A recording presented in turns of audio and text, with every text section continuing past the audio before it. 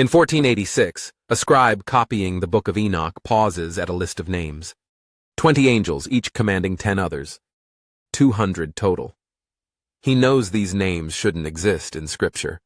The canonical Bible mentions angels sparingly, rarely naming them.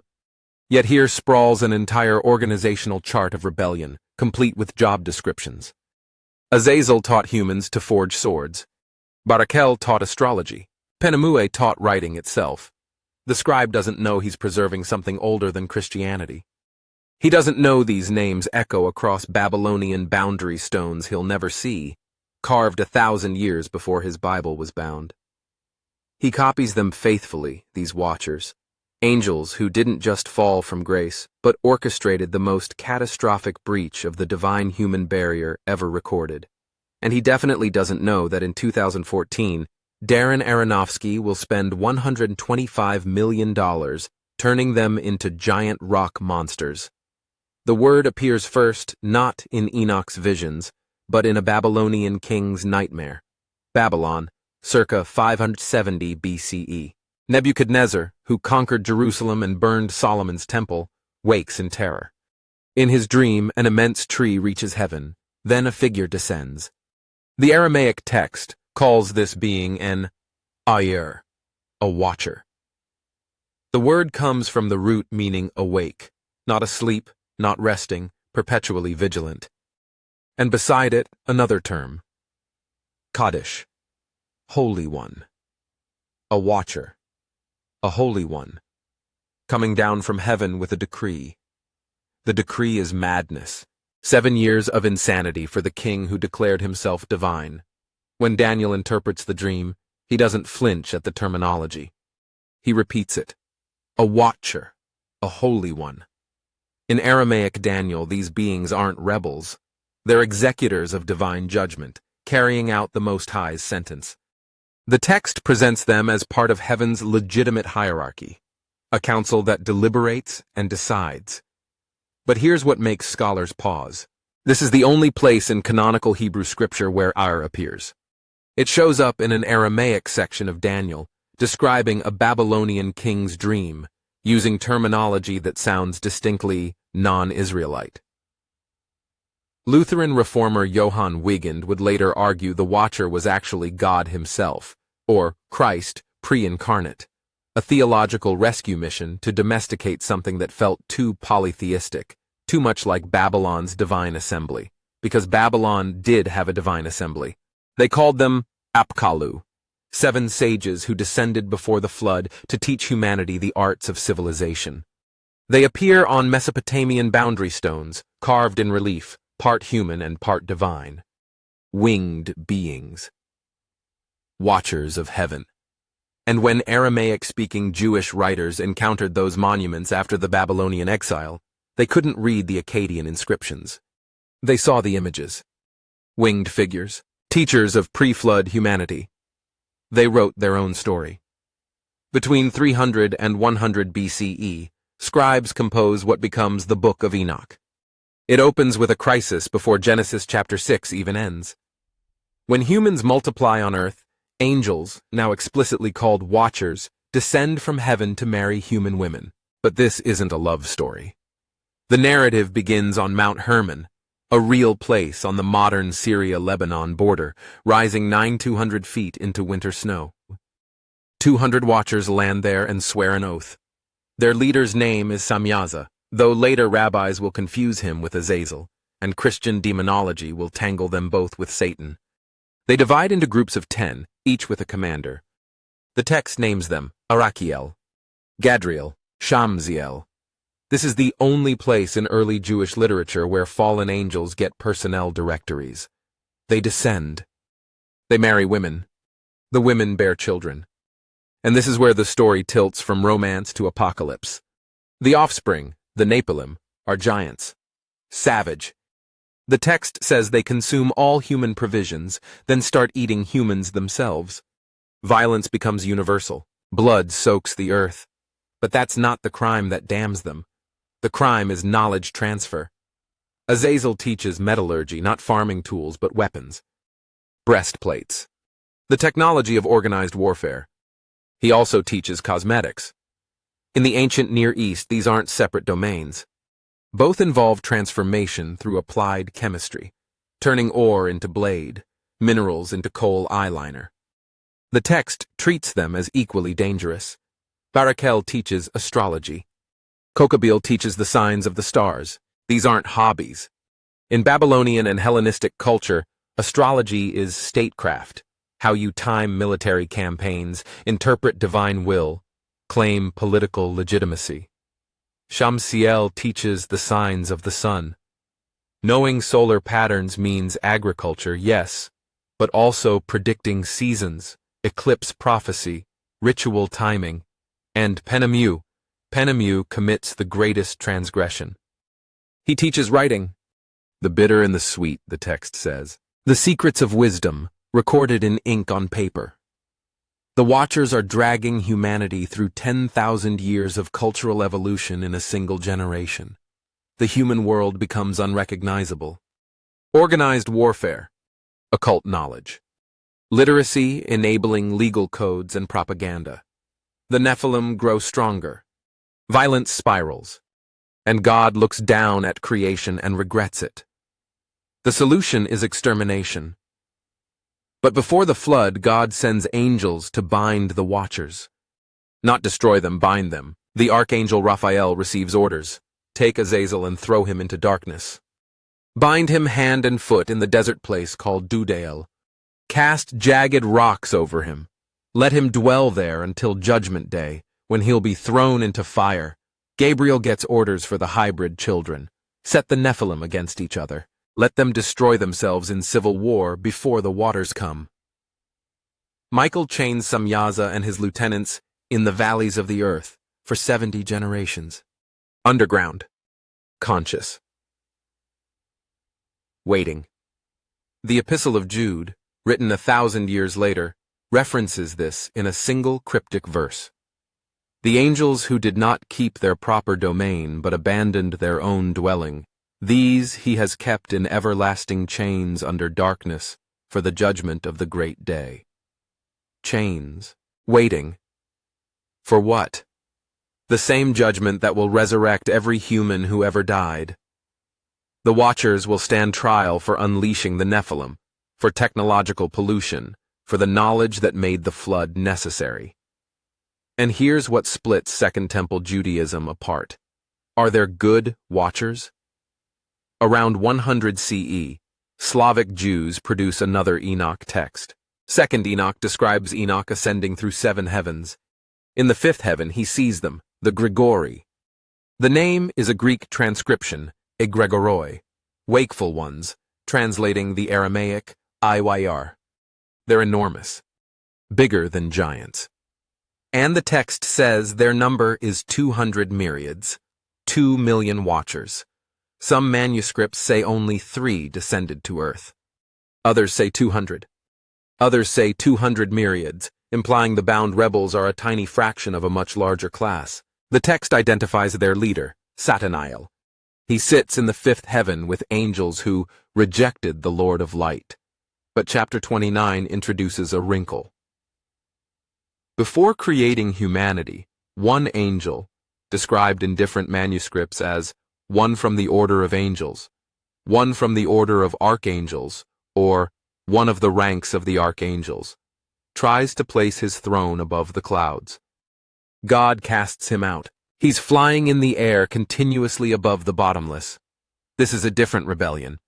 This is Lucifer's fall, the angelic pride story. It happens before humans exist. So are the Grigori who fell after humanity's creation the same as the angel who fell before? Are Satanael and Samyaza the same being? Or are the Watchers caught between 2 wars, some loyal, some rebel, some bound in earth, some circling the bottomless forever? The Mercer Dictionary of the Bible tries to split the difference. In the 5th heaven, Enoch sees the giants whose brothers were the fallen angels, meaning the Grigori aren't the Watchers, they're related to them, or watching them, or something. It doesn't resolve. It fragments. And into those fragments, Jewish mysticism pours 1,000 years of elaboration. The Zohar, compiled around 1300 CE, references Nebuchadnezzar's watchers, but filters them through Kabbalah's 10 Sephirot. Are they emanations of divine attributes gone wrong? The Zohar won't say directly. The Book of Raziel, a medieval grimoire, lists Kokabeel as a high-ranking holy angel commanding 365,000 spirits. He teaches astrology in some texts. In others, he's chained under the earth. Simultaneously, Shamsiel guards Eden according to the Zohar. He also crowns prayers, accompanying them to the fifth heaven. He's also one of the watchers who fell, teaching the signs of the sun. The traditions don't reconcile. Church Father Tertullian reads 1 Corinthians 11:10, Paul's command for women to cover their heads because of the angels, and explains, it's because of the watchers. Their lust. He references a case of a woman touched on the neck by an angel who found her to be a temptation. This isn't scripture. It's floating tradition Tertullian treats as fact.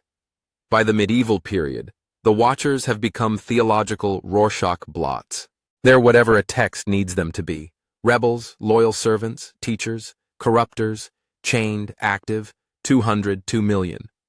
But in 1947, a shepherd throws a rock into a cave near the Dead Sea. The Dead Sea Scrolls include Aramaic fragments of Enoch. The oldest copies, from 200–100 BCE, prove the Watcher story isn't late legend. It's early Jewish theology, contemporary with Daniel. The fragments also include something else, the Book of Giants, expanding the Nephilim saga. The giants have nightmares. They sense doom coming. They beg their Watcher fathers for mercy. And Damascus document 218 found at Qumran refers explicitly to the fall of the Watchers from heaven, echoing 1 Enoch 13:10 word for word. This isn't fringe mysticism. The Qumran community, intensely Torah-focused, apocalyptic, probably Essenes, treat Enoch as scripture. They're reading Watcher stories as theological history, so when did it become non-canon? The rabbis exclude Enoch from the Tanakh by 100 CE. Reasons vary. It's written in Aramaic, not Hebrew. It contradicts Genesis's timeline. It gives angels too much agency, too much personality. The Watchers imply God's creation could be corrupted by non-human actors, an uncomfortable theodicy. Christianity keeps it longer. Church Fathers cite Enoch as authoritative into the 4th century. But Augustine and Jerome, compiling the Latin Vulgate, exclude it. Too mythological. Too influenced by Gnosticism. Too much like the Apkallu. Only the Ethiopian Orthodox Church preserves Enoch as canonical. They bind it with Genesis and Exodus, treating the Watcher rebellion as essential biblical history. And then, in 1976, Jonathan Ben Dov of Tel Aviv University makes a suggestion. He examines Aramaic Enoch alongside Mesopotamian archaeological finds. The timeline fits. Babylonian exile, 586 BCE. Jewish scribes encounter kuduru, boundary stones carved with divine images. Winged beings. Part human, part divine. Teachers. But the scribes can't read Akkadian. They see the images without the inscriptions explaining the Apkallu. The good pre-flood sages. Gifts from the god Ea. Bringers of civilization. The scribes write their own version. Same visual language. Opposite moral. The teachers become corrupters. The gift of knowledge becomes a crime. The sages become the watchers, and the watchers become fallen. Amar Anus from the University of Tartu pushes further. The Watcher story is polemical. It's Jewish writers saying, you think your Apkallu brought wisdom? They brought corruption. You think teaching humans was divine generosity? It required genocide. You carved them on your monuments? We chained them underground. The Watchers are Mesopotamian religion rewritten as horror. But that reading creates a problem. Because if the Watchers are just Jewish propaganda against Babylon, why does Daniel present them neutrally? Why does Nebuchadnezzar's dream use A'ir as a descriptor of divine agents without stigma? Unless Daniel preserves the original meaning, neutral watchers, vigilant angels, and Enoch inverts it, taking Babylonian imagery and Jewish terminology and forging something new, something apocalyptic. By the time we reach 2024, the Watchers have metastasized into pop culture in every direction. In Kevin Smith's Dogma, Bartleby was a Watcher before becoming a fallen angel, a detail the film never explains. In Supernatural, the Grigori are a separate class of angel that feeds on human souls. One named Tamiel appears in Season 10, though the show's lore contradicts Enoch completely. Darren Aronofsky's Noah depicts Watchers as Tolkien-esque Ents made of stone, tragic figures imprisoned in matter for helping humanity, noble, not monstrous. In Japanese light novel series High School DxD, the Grigori are an entire political faction of fallen angels led by Azazel, Kokabiel, and Barakiel. They broker peace treaties between heaven and hell. They're bureaucrats. Video game. El Shaddai, Ascension of the Metatron, makes the player hunt down the rebel Watchers, Samyaza, Azazel, Armaros, before the flood. The game depicts them not as angels, but as trans-dimensional beings whose very presence warps reality.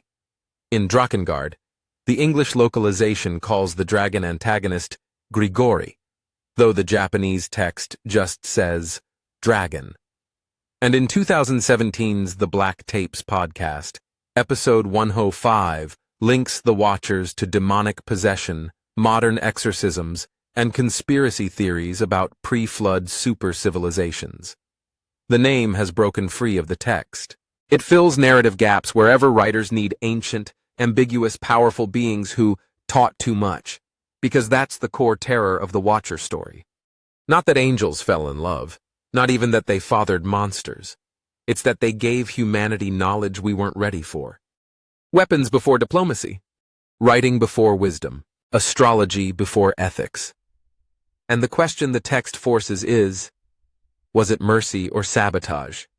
If the Watchers saw humans struggling and shared what they knew, were they saviors punished for compassion? If they knew the knowledge would corrupt, were they planting destruction knowingly? Enoch doesn't answer. The text condemns them but shows Nephilim calling their Watcher fathers in despair as the flood rises. It binds Azazel in jagged rocks but preserves his name for 3,000 years. It chains them in darkness but promises they'll face judgment, implying there's something left to judge, someone still conscious, waiting. And here's the final twist. Mount Hermon still exists. You can hike it. The summit sits on the border between Syria, Lebanon, and Israeli-occupied Golan Heights. In winter, it's snow-capped. In summer, dry and golden. Ancient ruins dot the slopes, Roman temples, medieval fortifications. Stand there, and you're standing where 200 angels supposedly swore an oath to rebel, where cosmetics and metallurgy and writing entered human history as crimes against heaven, or where Aramaic-speaking Jews looked at Babylonian monuments they couldn't translate and wrote a counter-narrative so powerful it would shape Christian demonology, Islamic jinn theology, and every fantasy RPG's conception of forbidden knowledge. Same mountain. Two entirely different stories. The Watchers are still watching. But from where? The fifth heaven? Under jagged rocks in Dudael? From pop culture posters of Ben Affleck in Dogma? Or from that untranslated space where gods become demons, teachers become corrupters, and every gift of knowledge carries the shadow of the flood? 19 named rebel leaders, 2 million bound in the fifth heaven. One list copied in 1486 by a scribe who didn't know he was preserving Babylon. The Watchers taught us to write. So we wrote them down, and they've been mutating ever since.